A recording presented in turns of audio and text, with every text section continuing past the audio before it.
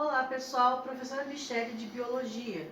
Hoje nós iremos estudar o capítulo 11 da nossa apostila, que fala como os animais se reproduzem.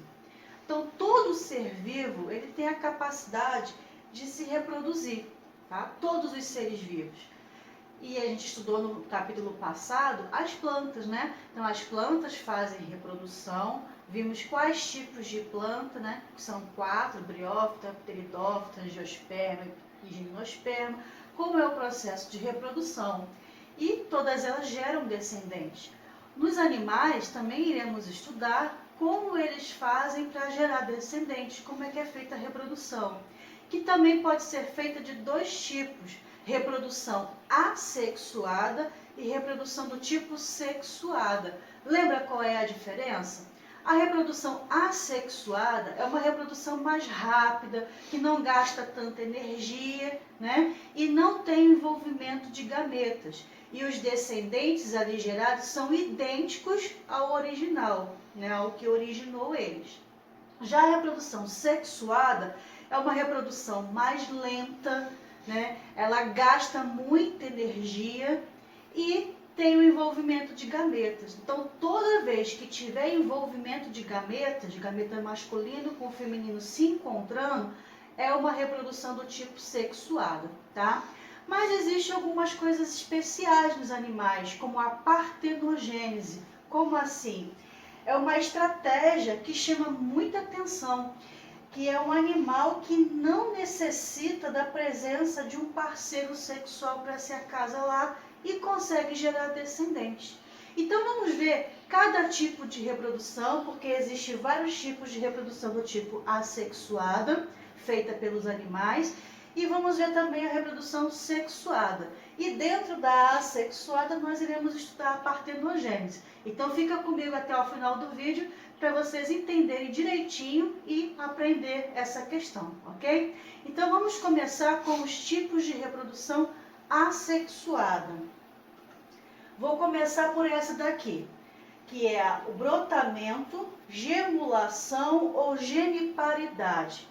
São três nomes que significam a mesma coisa. O que? É o processo que ocorre quando um novo ser vivo brota do indivíduo adulto.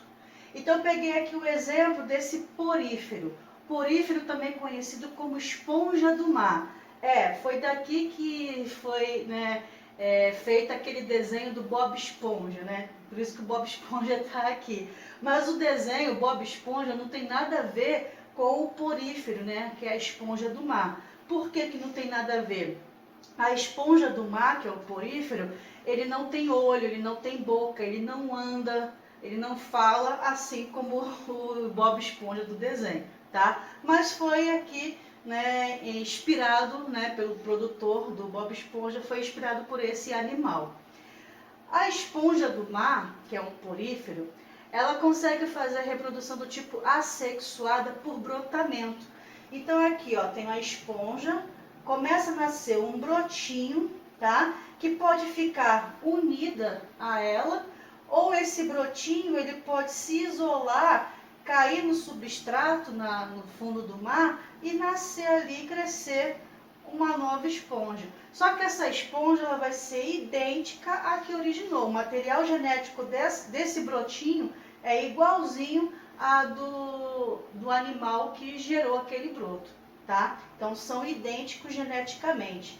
Para quem nunca viu uma esponja do mar, eu até coloquei aqui uma outra figura, né, um pouco maior, para você ver como que é essa esponja. Você olha isso aqui, você nem diz que isso é um animal, né? Mas e esse é o animal mais simples que existe na face da Terra, tá? Eles são filtradores, então eles se alimentam filtrando a água do mar, né? E eles podem viver assim, ó, juntinhos um dos outros, formando uma colônia. Ou pode viver de forma isolada, tá? Então, esses animais aqui, que são os poríferos ou esponjas do mar, fazem reprodução assexuada por brotamento. Ou também, né, geniparidade ou gemulação. Outro tipo de reprodução assexuada é a fragmentação corporal. Então, o indivíduo ele pode ser fragmentado em vários pedaços e cada pedacinho daquele vai se regenerar e formar um animal novo. Claro, identicamente, geneticamente idêntico ao original. Então aqui eu tenho essa planária. Essa planária é um plateuminto, é um verme que vive vida livre na água doce, na água de rio, por exemplo. Aqui, ó, foi cortada várias vezes, então ela foi literalmente fatiada e cada pedacinho daquele ali gerou um indivíduo novo, se regenerou e formou aqui, ó, várias planáriazinhas, né? Idênticas à original. Isso acontece muito também com as estrelas do mar. As estrelas do mar têm 5 pontas.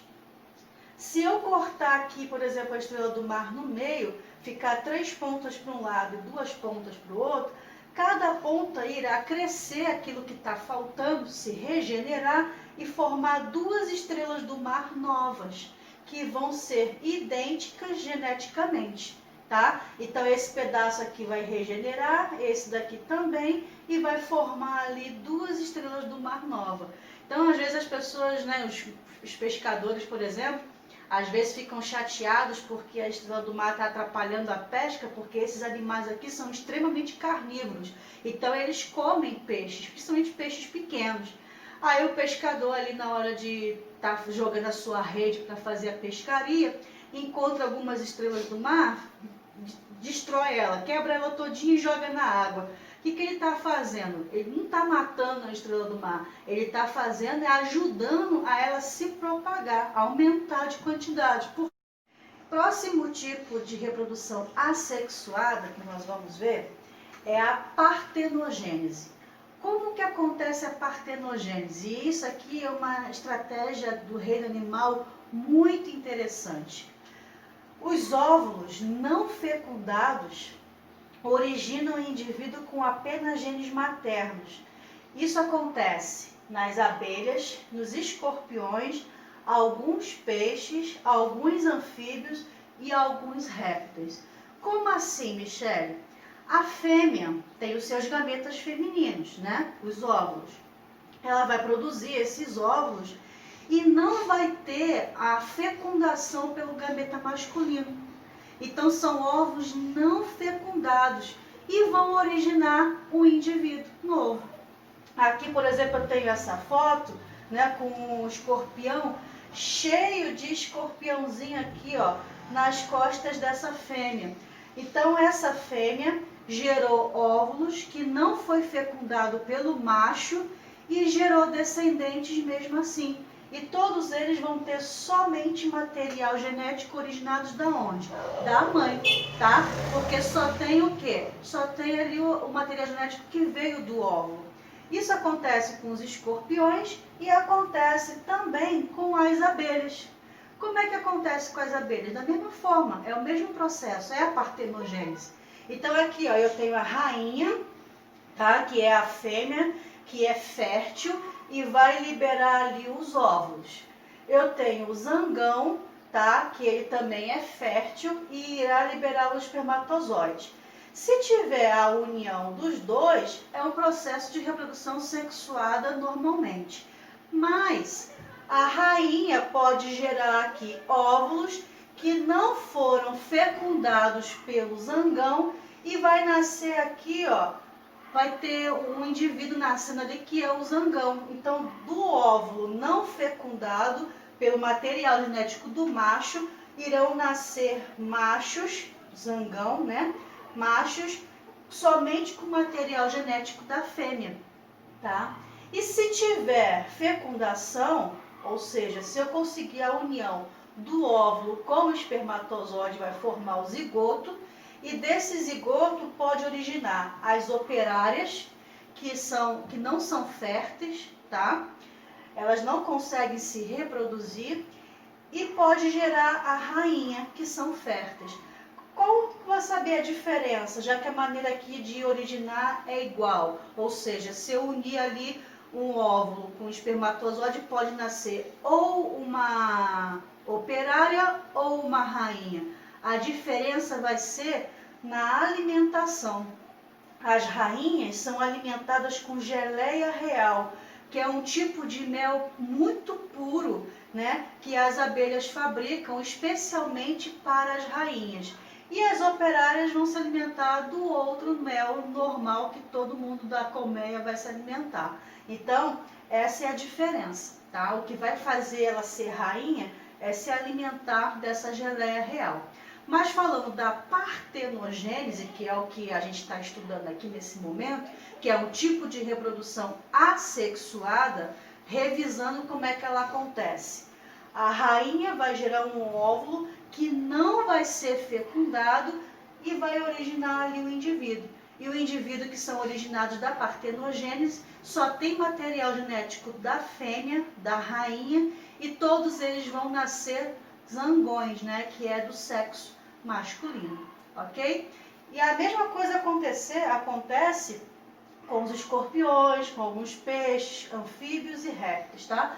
Então, alguns desses animais fazem a partenogênese. A fêmea gera ali o óvulo, que não vai ser fecundado com o material genético do macho, mas vai gerar um descendente mesmo assim, ok?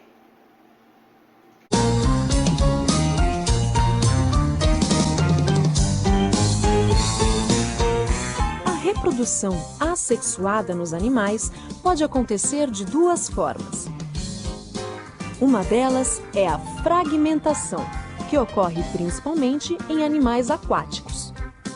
A fragmentação é um processo onde um novo indivíduo se desenvolve a partir de um fragmento, ou pedaço, do corpo do outro. Este tipo de reprodução acontece com animais como as estrelas do mar. Uma estrela adulta é capaz de se dividir e dar origem a outra estrela a partir de um pedaço do seu corpo. Apesar de poder se reproduzir também de forma sexuada, as anêmonas são outro exemplo de animal que se reproduz por fragmentação. Estes animais marinhos parecem plantas e têm uma relação única com os peixes palhaço. As anêmonas têm uma espécie de veneno, mas o peixe-palhaço não é afetado devido a uma mucosa protetora. Por isto, consegue se esconder entre seus tentáculos sem se intoxicar. A planária é mais um exemplo de animal que se reproduz por fragmentação. Esses pequenos vermes se alimentam de larvas de insetos e outros pequenos invertebrados aquáticos, e são encontradas tanto em água doce como em salgado. As planárias têm tanta capacidade de se regenerar que, se cortarmos uma delas ao meio, de cada metade se formará um novo indivíduo. Em terra firme também existem animais que se reproduzem assexuadamente, só que de uma outra forma, chamada partenogênese. Abelhas e formigas podem se reproduzir desta maneira. A partenogênese é uma forma de reprodução assexuada onde somente as fêmeas podem gerar novos indivíduos. Um exemplo de animal que só se reproduz deste modo é o escorpião amarelo. Nessa espécie, o ovo se desenvolve sem a necessidade de ser fecundado por um macho. Assim que os filhotes nascem, a mãe os traz para o seu dorso, onde ficam até se tornarem independentes. Como têm a incrível capacidade de se reproduzirem sozinhos, é muito fácil para os escorpiões amarelos se multiplicarem. Embora sejam comuns e muito venenosos, os escorpiões amarelos só atacam o homem quando acuados. Curiosidade da natureza. Em maio de 2007, uma fêmea de tubarão-martelo deu à luz no aquário de Omaha, nos Estados Unidos, sem ter nenhum contato com o macho. Foi o primeiro caso de partenogênese de tubarões registrado por cientistas. Então, tem uma atividade aqui na página 154 da apostila de vocês. Vamos fazer? Então, vamos lá. Em muitos organismos unicelulares, como as amebas, as células filhas, resultantes do processo reprodutivo, funcionam como organismos independentes. Novas plantas podem surgir a partir de raízes ou mesmo de folhas. Em certos animais, como a hidra, que é um tipo de quinidário, novos indivíduos surgem por brotamento. Então, todos esses processos que está sendo falado aqui no enunciado, esses exemplos se referem a que tipo de reprodução? Assexuada, tá? Então, anotem aí a resposta, a reprodução assexuada. Cite duas vantagens e uma desvantagem desse tipo de reprodução. Então, qual é a vantagem da reprodução assexuada? Ela é mais rápida, gasta menos energia, né? E qual é a desvantagem? A desvantagem é que todos os indivíduos ali serão cópias idênticas ao parental, ou seja, ao original, tá? E se tiver algum problema ali, alguma deficiência genética, algum defeito genético, esse defeito irá ser passado para os descendentes. E isso pode provocar a morte deles, né? Então, eles podem não sobreviver por alterações ambientais significativas, devido ao defeito genético, né? E a espécie não ia adiante, morrer antes do tempo e até entrar em extinção, tá? Então, revisando, a vantagem é mais rápida e apenas um organismo é suficiente para produzir a descendência, e a desvantagem é que são cópias idênticas do indivíduo parental e podem não sobreviver, né? Morrer e até entrar em extinção. Ok? Então, anotem aí a resposta na atividade 1 da página 154. Prosseguindo agora, iremos a estudar a reprodução do tipo sexuada, tá? Então, se é sexuada, envolve quem? Os gametas. O gameta feminino, né, é o ovócito, e o gameta masculino é o espermatozoide. Isso é para qualquer espécie animal, o nome é sempre o mesmo, tá? Então, o que é uma reprodução sexuada? É a fusão, ou seja, a união desses gametas, tá? Característica exclusiva de quê? De uma reprodução sexuada. Então, até teve alunos me perguntando, somente na reprodução sexuada é que vai ter os gametas? Sim, tá? Então, só a reprodução sexuada é que vai ter o envolvimento dos gametas, a união deles. E, na maioria dos casos, né, precisa de quê? De um parceiro sexual, né? Ou seja, eu preciso de um macho e de uma fêmea para trocar os gametas, unir esses gametas e formar o zigoto, que é um novo indivíduo, tá? Por que eu falei na maioria dos casos? Porque hoje, com a tecnologia e a medicina avançada, né, a pessoa pode fazer ali inseminação artificial. Ela não vai ter ali um parceiro sexual, mas vai precisar do gameta do mesmo jeito. Então, ela vai pegar ali o espermatozoide de um doador, fecundar ali o seu óvulo para poder ter um bebê, tá?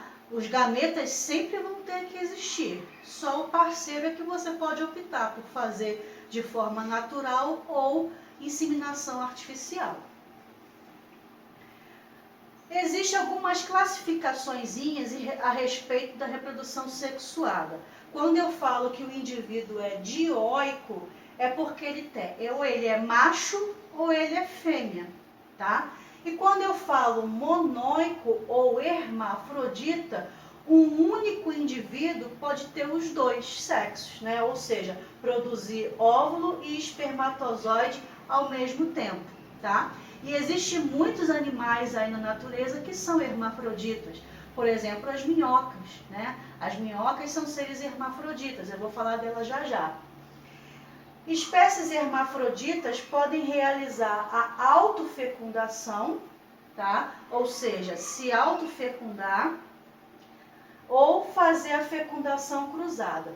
Existe um verme, tá? Chamada de tênia, que é um parasita intestinal, né, do ser humano, conhecido como solitária. Não sei se vocês já ouviram falar. Ah, eu tô com solitária, ou seja, tem uma tênia, um parasita dentro do meu intestino, tá?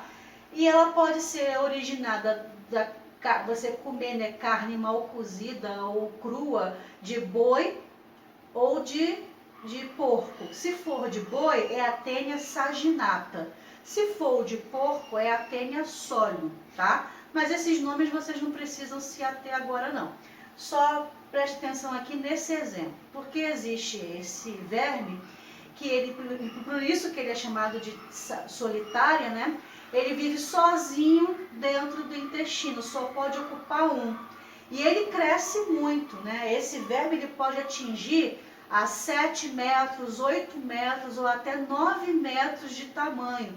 Imagina você ter um verme de 8 metros dentro de você, que é basicamente o tamanho, né, do seu intestino. Então aqui ele fica todo enrolado dentro da barriga, a gente não percebe isso. Mas tem aproximadamente ali de 7, 8 ou 9, dependendo do tamanho da pessoa, né, de extensão de intestino delgado e grosso. E esse verme, ele ocupa esse espaço todo, né? Então ele pode crescer esse tamanho todo. Imagina um verme de 8 metros dentro de você sugando seus nutrientes. Complicado, né? Então imagine se tivesse mais de um deles. Pior ainda. Por isso que não existe, só pode ter um verme, por isso que ele é chamado de solitário, né? Mas esse verme, como é que ele vai se reproduzir se não tem outro para poder fazer o acasalamento, ou seja, trocar gametas? Então, esse verme, ele só vai se reproduzir de forma o quê? Assexuada. Ele vai fazer a autofecundação e ali gerar os seus ovos, né? Que serão eliminados pelas fezes da pessoa que está infectada, para poder cair ali em algum lugar, esgoto aberto, ou contaminar outras pessoas e outras pessoas contraírem, né, esse verme aí. Então, é uma maneira que ele tem de fazer isso. Ele se autofecunda para gerar os seus descendentes, ok? E existe a fecundação cruzada, que nós temos aqui o exemplo das minhocas. Lembra que eu falei que as minhocas são hermafroditas? Então, as minhocas têm capacidade de fazer autofecundação? Até teria, só que elas preferem fazer o quê? A fecundação do tipo cruzada. Ou seja, numa relação aqui entre duas minhocas, as duas vão sair grávidas nessa situação. Interessante, né? Então, aqui eu tenho uma minhoca e outra minhoca. Não tem aquele negócio de minhoca macho e minhoca fêmea. Não, porque elas são hermafroditas. Elas têm capacidade de produzir os dois tipos de gametas. Então, ela tem estrutura aqui no seu corpo, né, que vai fazer a fabricação de óvulos e vai fazer a fabricação de espermatozoides. Quando duas minhocas se encontram, elas, né, vão trocar material genético. Então, uma vai entregar para a outra, né, o seu espermatozoide para fecundar os óvulos, e as duas vão sair grávidas aqui dessa relação, né? Então, as minhocas, também conhecidas como anelídeos, tá, que é o nome da classe desses animais, fazem fecundação cruzada. Mas por que elas fazem isso? Por que não pode fazer autofecundação igual a tênia, aquele parasita que eu falei? É porque você trocando gametas, trocando material genético com outras minhocas, nesse caso, elas vão fazer o quê? Garantir a variabilidade genética, né? Coisa que numa reprodução do tipo assexuada não existe. Então, fazendo autofecundação, não vai ter variabilidade genética. Agora, quando você faz fecundação cruzada, aí tem variabilidade genética, ok? Hermafroditas sequenciais, é um outro tipo que existe de hermafroditismo, né?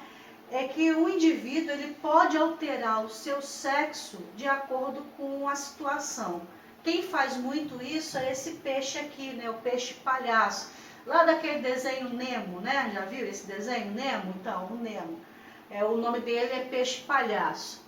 Esse peixe ele pode trocar de sexo. Isso, pode. Vamos supor que naquele local onde ele está vivendo só tenha fêmeas.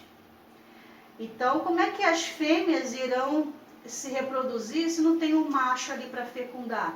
Então, uma ou duas daquelas fêmeas do cardume vai fazer o quê? Vai trocar de sexo. Então, ela não vai ser mais fêmea, ela agora vai se transformar em macho. E vai produzir ali gametas masculinos para fecundar todas aquelas outras fêmeas que estão ali.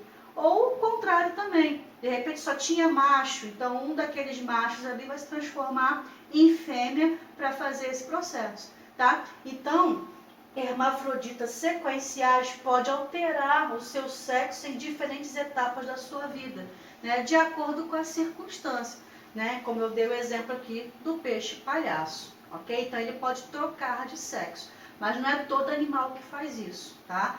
Isso é muito visto em peixes, e não são todos os peixes, são alguns grupos, e um dos exemplos é o peixe palhaço. Tem uma atividade aqui também na apostila de vocês, tá? Pra gente falar e fazer sobre esse assunto. Então, acompanha aí na apostila. Atividade 2. Entre moluscos, né? Aqui tá a foto desses moluscos, que no caso aqui são os caramujos. Existem diversas formas de reprodução sexuada. Os caramujos, por exemplo, podem apresentar-se como hermafroditas, em que ambos saem fecundados no processo reprodutivo. Igual lá nas minhocas, né? As duas saem fecundadas, aqui, nessa relação aqui, os dois caramujos também vão sair fecundados, tá? Assinale a frase que completa a afirmação seguinte. Então, vamos lá. Embora hermafroditas, os caramujos normalmente têm fecundação cruzada, mecanismo que leva a descendência a apresentar. Então, se está fazendo fecundação cruzada, está trocando gametas, e isso vai aumentar o quê? Aumento da variabilidade genética em relação à autofecundação e maior chance de adaptação das espécies ao ambiente. Então, a resposta já é, inclusive, a letra A, tá? Então, a autofecundação não proporciona variabilidade genética. Já a fecundação cruzada proporciona, né, essa variabilidade genética, né? E tem também maior chance de adaptação das espécies ao ambiente. Por quê? Porque ali a chance de ter um defeito genético para passar para os descendentes vai diminuir na fecundação cruzada e vai aumentar na autofecundação, tá? Então, já a resposta da atividade 2 é a letra A, marquem aí. Falando agora do ciclo reprodutivo de forma geral, tá? Como é que acontece? Então, aqui peguei o exemplo no caso do ser humano. Então, temos ali o homem e a mulher. A mulher vai gerar os seus gametas femininos. Qual é o gameta feminino? É o ovócito, também chamado de óvulo, tá? Tem uma pequena diferençazinha aí, isso nós vamos ver mais pra frente. Mas vamos chamar de ovócito, que é o nome correto. Então, o ovócito é o gameta feminino. O homem, qual é o gameta dele? Qual é o gameta masculino? É o espermatozoide, certo? Cada um vai carregar informações genéticas, né, daquele indivíduo. Então, por exemplo, para eu ser formada, metade da minha formação veio da minha mãe e a outra metade veio do meu pai. Juntando os dois gametas, me formou, tá? Então, eu tenho aqui no meu material genético metade do meu pai e metade da minha mãe. Então, isso que acontece, tá? Aqui eu tenho a mulher, que vai gerar o seu gameta feminino, e aonde que é produzido? Lá no ovário. Vai sofrer meiose, né, e formar ali o seu gameta. Por que que tem que sofrer meiose? Porque as células, né, o ser humano tem 46 cromossomos em cada célula. Só que o gameta, ele vai ter a metade dos cromossomos, ou seja, metade de 46 é 23, tá? E é o processo de divisão celular chamado meiose que vai fazer isso, porque a meiose ela é reducional. Então, de 46 cromossomos, vai reduzir para 23. Para quê? Para que quando o homem produzir os seus gametas, e é produzido aonde? Lá no testículo, tá? É no testículo que é produzido os espermatozoides, ele também vai ter a meiose ali para a produção desses gametas, para reduzir também a quantidade de cromossomos. Tá? Então, tinha ali as células do testículo com 46 cromossomos. Sofreu meiose, formou o espermatozoide com 23 cromossomos. Mas por que que tem que reduzir? Não podia fazer simplesmente uma célula com 46? Poderia, mas só que aí não seria depois, a espécie humana não iria continuar com 46 cromossomos. Tá? Porque aí eu teria uma célula com 46 e juntar com mais uma 46 vai dar o quê? 90 e pouco, 92, né? Então, não seria a espécie humana, tá? A espécie humana tem que ter 46 cromossomos nas suas células. Por isso que eu tenho que reduzir a metade. Eu vou ter ali um ovócito com 23, um espermatozoide com 23, para fazer a união, tá? Na fecundação, formar o zigoto com 46 e dali gerar o indivíduo, tá? E vai gerar o indivíduo como? Na gestação, né? E cada animal tem uma gestação, um tempo de gestação diferente. E isso vai variar de acordo com o tamanho do animal. Quanto menor for o animal, menos demorado vai ser a sua gestação. Quanto maior for o animal, maior vai ser o tempo de gestação também. Sabia disso? Olha só, a gestação vai variar, né, com o tempo de acordo com o tamanho do animal. O esquilo, 6 semanas, né? Então um mês tem basicamente 4 a 5 semanas, então é um mês e uma semana, um mês e um pouquinho. O humano são 9 meses. E o elefante? O elefante não é grandão? Então, quanto tempo que demora uma gestação de elefante? 22 meses, quase 2 anos, né? Porque se um ano tem 12 meses, né? Então seria 2 anos, 24 meses. O elefante tem 22 meses de gestação, então é quase chegando a 2 anos, né? Imagine ficar uma elefanta, né, grávida, quase 2 anos ali gerando o seu filhote, né? Então, dependendo do tamanho do animal, vai depender também, né, o quanto tempo de gestação é feito, tá? E no ser humano são aproximadamente 9 meses. É claro que tem pessoas que nascem de 7, de 8 meses, mas o normal são 9, tá? E existem também algumas classificaçõezinhas a respeito disso. Desenvolvimento direto e desenvolvimento indireto. Quando eu falo que um animal faz desenvolvimento direto, é que já nasce ali, ó, o bebezinho igual, né, ao adulto, né, as mesmas características de um adulto. Então é um desenvolvimento direto. Agora, quando eu falo que tem um animal que faz desenvolvimento do tipo indireto, é que ele faz o quê? Algumas fases até chegar ao adulto. Por exemplo, a borboleta, ela sofre metamorfose. Então, a borboleta adulta vai depositar os seus ovos. Então, o ovo é a primeira fase. Daquele ovo vai nascer uma larva, que é a lagarta, né? É a segunda fase. Essa lagarta vai chegar um momento da vida dela que ela vai fazer uma cápsulazinha assim, ó, vai se guardar dentro de um casulo, que nós chamamos, né, de pupa, é a terceira fase. E depois ela vai sair desse casulo já como forma adulta, que é a borboleta, né, como você conhece, que é a quarta fase, que vai ser o adulto.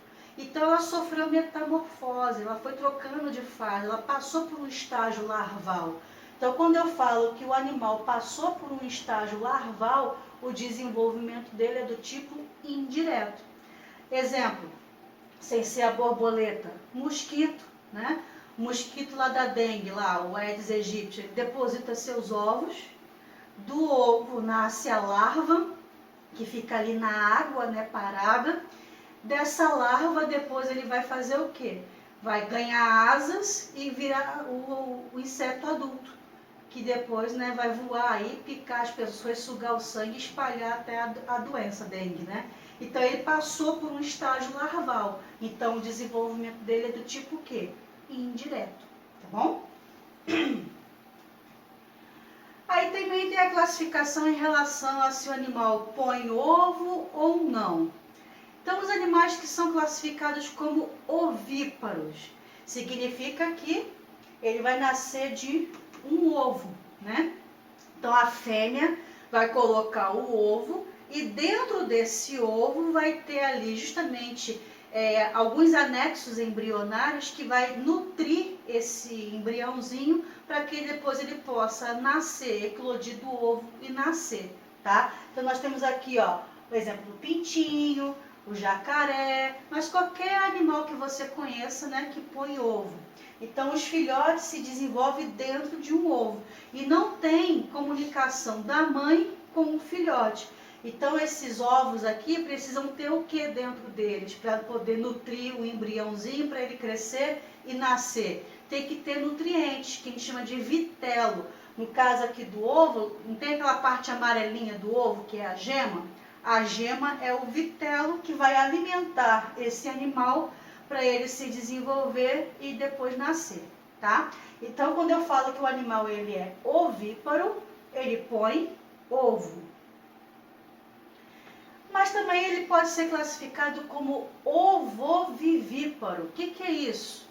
Esse animal também cria um ovo, só que ele não coloca o ovo é interno, tá? Então, isso acontece muito com tubarões e algumas cobras, né? Por exemplo, o tubarão, ele vai ter o ovo dentro da fêmea, tá? E não tem comunicação da fêmea com o filhote, ele fica dentro de um ovo mesmo. Só que a casca desse ovo é um pouco mais flexível, um pouco mais fina, tá? Do que aquele ovo das aves, por exemplo. Então, esses animais, como o tubarão e algumas cobras, irão ter dentro da fêmea os ovos. E vai ficar guardado dentro dela, tá? Não vai para o meio externo. E quando chegar na hora de nascer, vai eclodir, tá? E já vai nascer assim, ó, os filhotinhos parindo normalmente. Mas eles saíram de dentro de um ovo, esse ovo ficou na forma interna, dentro do corpo da mãe. Só que não teve troca de nutrientes da mãe para o filhote. Então esse ovo também precisa ter o que dentro dele? Vitelo, né? Para nutrir esses filhotinhos aqui até o momento do nascimento. Então, quando espécies como tubarões e cobras, por exemplo, produzem óvulos, mas não os liberam, mantendo-os armazenados dentro do corpo da fêmea, tá? Aí depois nasce normalmente, tá? E o resto do ovo vai ser absorvido pelo corpo da mãe. E existem os animais vivíparos, né? O embrião é retido no útero, onde recebe o alimento da mãe ao longo do desenvolvimento. Então aqui já vai ter o quê? O desenvolvimento dentro de um útero, dentro de uma placenta, tá? E a troca de nutrientes da mãe para o filhote. Então a mãe passa nutrientes para esse filhote, muitas das vezes por onde? Pelo cordão umbilical, tá? Por que eu coloquei aqui a foto de um coelho? Porque existe aí uma crença, né, falando que o coelho põe ovo. Isso é mentira, tá? Não sei de onde que inventaram que ovo de Páscoa, né, o coelho põe ovo. Isso é uma tremenda de uma mentira, tá? Os coelhos, eles são vivíparos, eles não são ovíparos, tá? Eles não põem ovos. Então, eles são o quê? Vivíparos. Ele vai parir ali o filhotinho já pronto, sem ter nenhum ovo envolvido ali, tá? E os filhotinhos se desenvolvem aonde? Dentro do útero da mãe, tá? Então, cuidado com essa crença que existe aí de ovo de Páscoa, que o coelho põe ovo, que isso é mentira, tá bom? O coelho, ele não tem essa capacidade de pôr ovo, ele é vivíparo. Assim também como os seres humanos, né? Nós somos vivíparos, então nós desenvolvemos dentro do útero da nossa mãe, tá? Ali na placenta, a mãe passa nutrientes pelo cordão umbilical e na hora do nascimento, né? Aqui é uma cesárea, então vai ser cortado ali o cordão umbilical e depois essa criança vai se nutrir, né? Ingerindo alimentos como leite, etc, tá? Então nós também somos o quê? Vivíparos, nós não colocamos ovos, né? Nasce assim, desse jeito. A criança já ali prontinha e foi gerada onde? Dentro do útero da mãe. Como acontece a fecundação? Existe a fecundação externa, tá? Que vai ter ali a união dos gametas fora do corpo da fêmea. Um exemplo clássico é dos anfíbios, né? Os sapos, rãs, pererecas, né? Que são os anfíbios. Então, como é que é a fecundação ali dos sapos? O sapo macho vai subir em cima da fêmea e vai apertar a barriguinha dela, né? Vai estimular ela a liberar os seus gametas. E o macho também, nesse processo, vai liberar os gametas dele, que vai formar ali uma bolsinha gelatinosa. Dentro dessa bolsinha vai estar ali os óvulos e os espermatozoides que irão se encontrar ali mesmo. essa bolsinha vai cair na água, tá? Então, é necessário água para esse processo. Por quê? Porque depois que formar a fecundação e o zigoto, vai gerar o girino. E o girino, ele é de forma aquática, ele nada na água e se alimenta também de coisas que tem ali na água, como, por exemplo, larvas de mosquito, por exemplo, tá? E ele vai sofrer metamorfose, tá? Ele vai perder ali a sua cauda, vai ganhar patas dianteiras e traseiras e depois ele vai sair para o ambiente terrestre, né, já formadinho igual o adulto. Mas por que eu estou falando isso? Porque é um tipo de fecundação externa. Os gametas são colocados do lado de fora do corpo, né, dos indivíduos, são fecundados do lado de fora e são gerados do lado de fora do corpo da fêmea. Não fica dentro do corpo da fêmea. Alguns peixes também fazem isso, né? Liberam seus gametas na água, lá na água eles se encontram, fazem a fecundação e são gerados ali mesmo, tá? Na água, do lado de fora do corpo do animal. Mas existe também a fecundação do tipo quê? Interna, aquela que acontece dentro do corpo da fêmea, que é o que acontece nos seres humanos, né? Então aqui, ó, eu tenho o útero, a tuba uterina e aqui o ovário, tá? Isso é dos dois lados, tá? Tem 2 ovários, 2 tubas uterinas e um útero aqui no meio.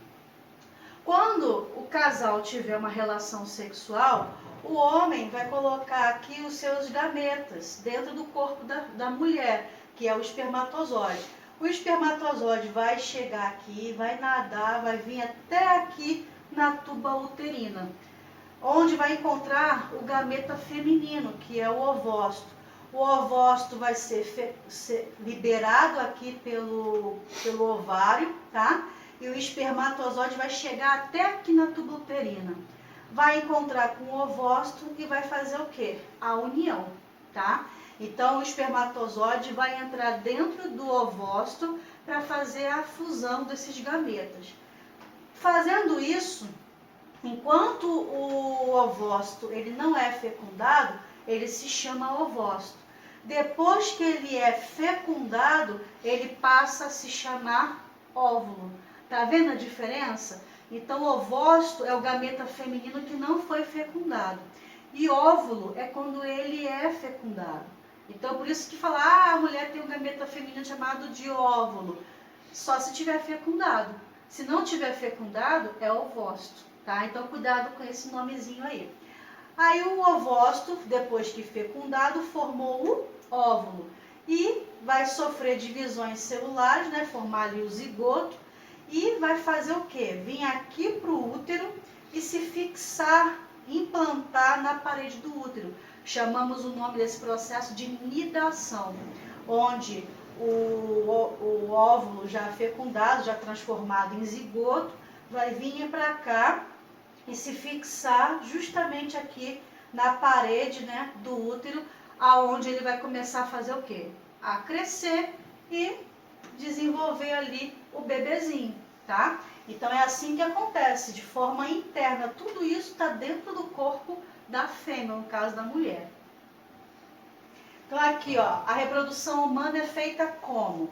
Eu tenho aqui, né, o ovócito. Então aqui, ó, membrana, citoplasma e núcleo. E dentro desse núcleo vai ter a informação genética vinda da onde? Da mulher, né, no caso da mãe. 23 cromossomos ali, tá? E aqui eu tenho o espermatozoide. Aqui é a cabeça, o núcleo do espermatozoide fica aqui na cabeça, tá? Aí aqui tem a peça intermediária e a cauda. Quando esse espermatozoide entrar no ovócito, só vai entrar o quê? A cabeça do espermatozoide. A cauda vai ficar do lado de fora. Porque o que importa é justamente o quê? A cabeça mesmo, onde está o núcleo, com as informações, né, genéticas vindas da onde? Do pai, né, no homem. Vai unir esses 2 núcleos aqui, o núcleo do espermatozoide com o núcleo do ovócito e vai formar, vai se fundir, né, vai formar um só, que é o zigoto, que é a união desses 2 aí. e depois vai começar a sofrer um monte de divisão celular do tipo mitose para gerar ali o indivíduo, tá?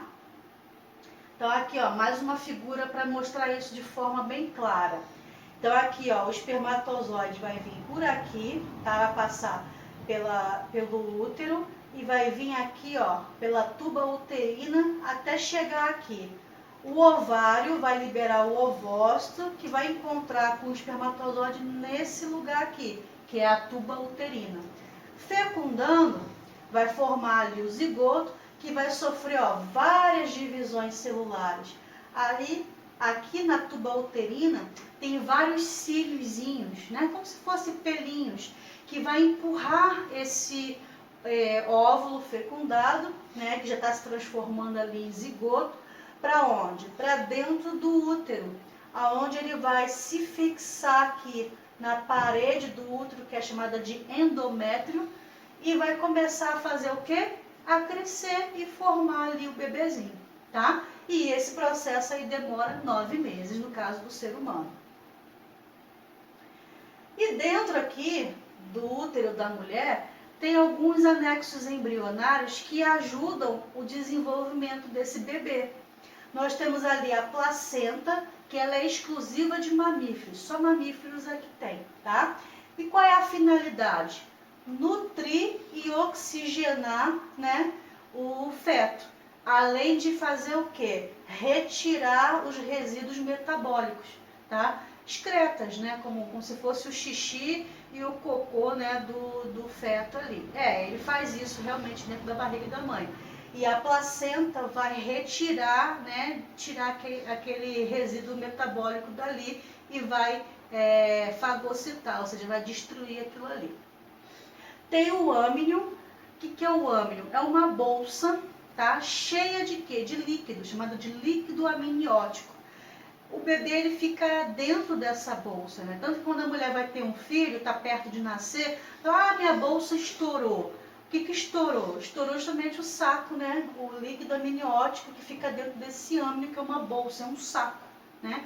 Que fica guardado esse líquido. Para que serve esse líquido que fica ali? Que quando está na hora do nascimento, a bolsa estoura e sai aquele líquido todo.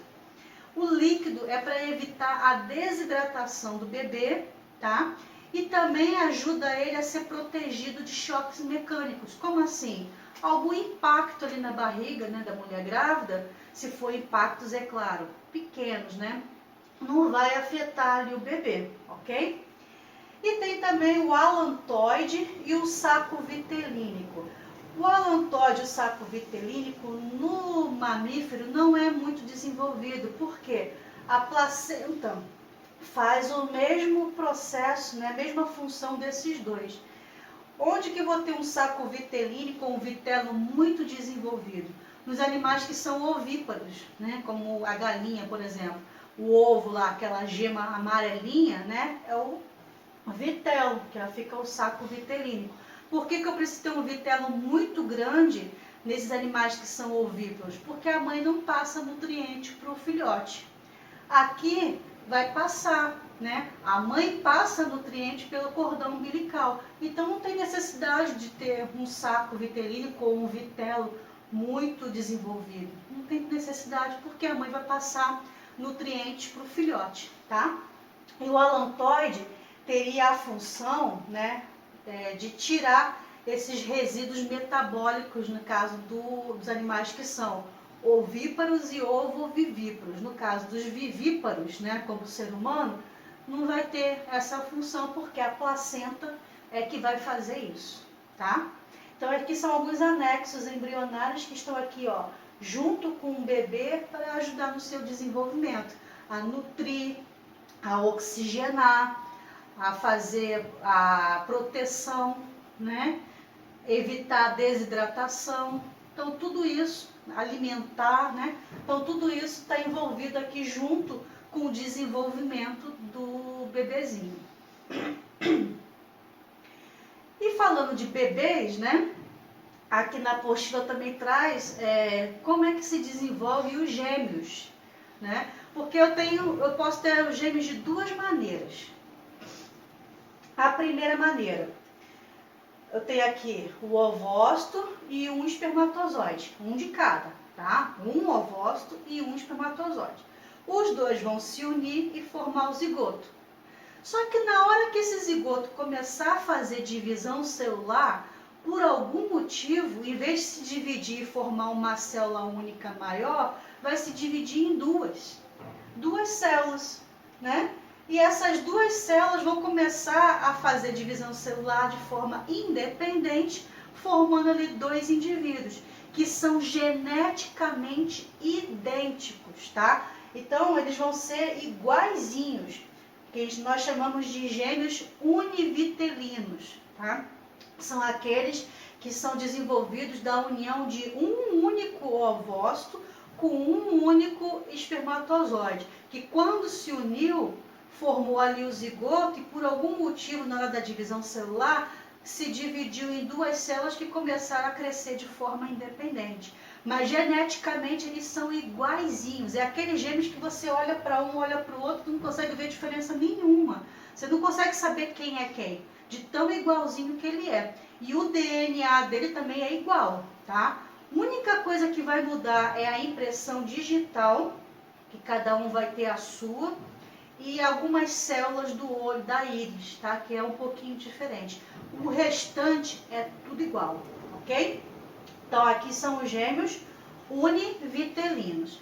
Mas existe um outro tipo de gêmeos, que nós chamamos de gêmeos bivitelinos, tá?